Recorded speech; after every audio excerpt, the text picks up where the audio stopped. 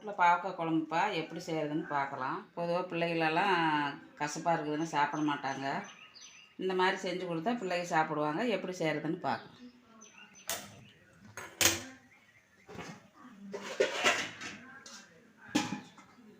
எண்ணெய் ஊற்றிக்கலாம் காய் வணங்குற அளவுக்கு.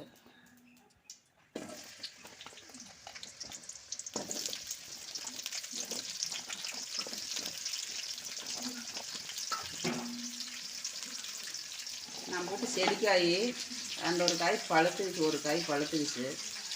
நல்லாயிருக்கும் போட்ட ஒன்றாவை.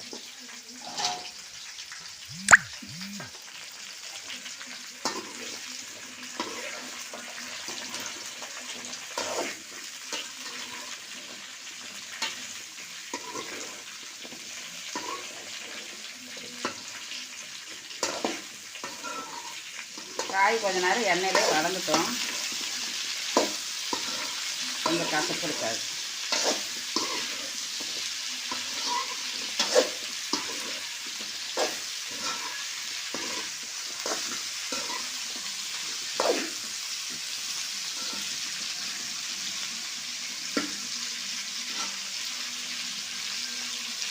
காய் வதங்கிட்டு எடுத்துடலாம்.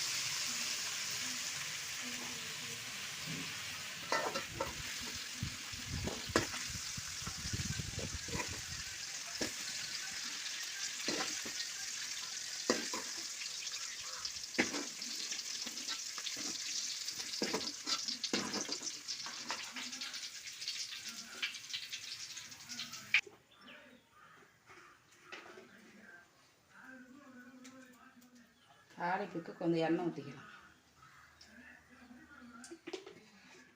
காய் வேக வச்ச எண்ணெயில் எண்ணெய் கலந்துக்கலாம், ஒன்றும் பிரச்சனை இல்லை, நல்லாயிருக்கும்.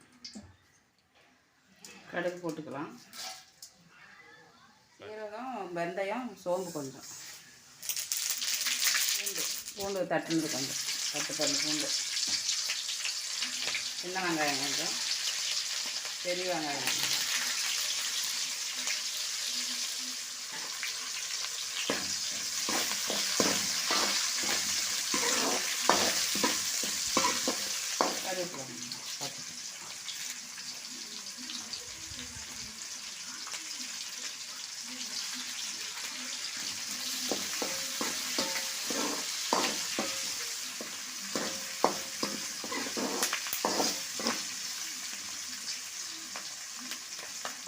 வெங்காயம் இந்த அளவுக்கு வதங்கினா போதும்.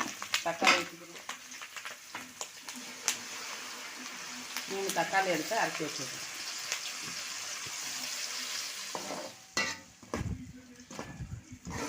தக்காளி கொஞ்சம் எண்ணெய்களை வதங்கிட்டு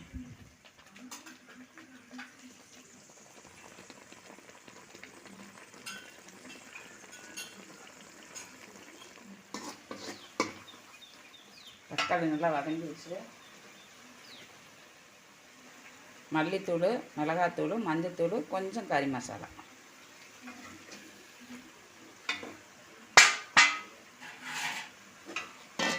போட்டு ஒரு கட்டி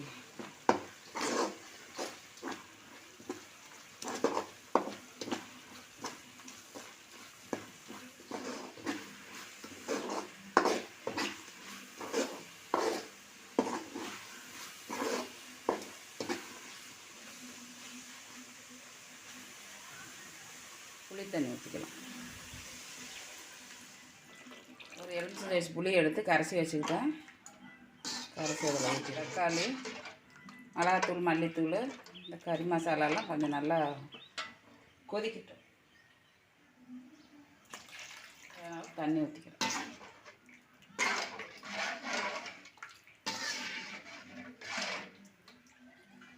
மூடி போட்டு ஒரு கொதி வரட்டும்.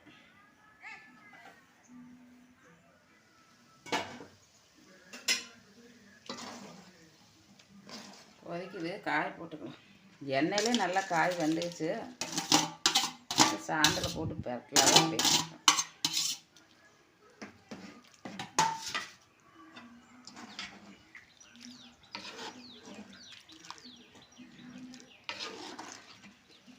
உப்பு தேவையான அளவு.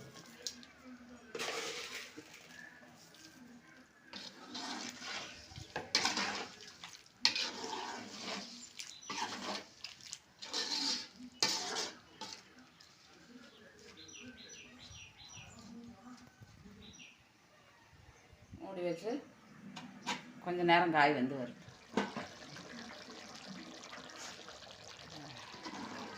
நல்லா காய் கொதிச்சு வந்துச்சு, வெந்துச்சு.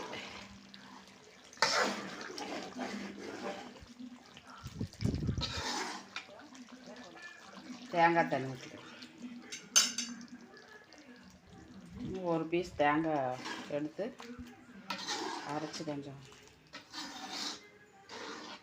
ஒரு கொதி வரட்டும், அதை இறக்கிடலாம். மூடி வச்சிருக்கிறேன்.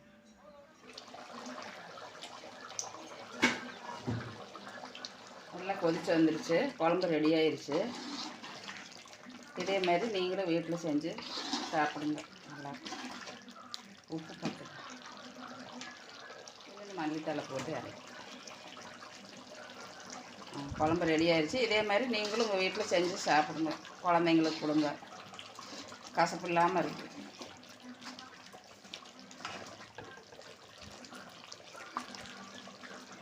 கொஞ்சம் கெட்டியாகவும் இல்லாமல் தண்ணியாட்டம் இல்லாமல் மீடியமாக இருக்கு. வச்சிடலாம்.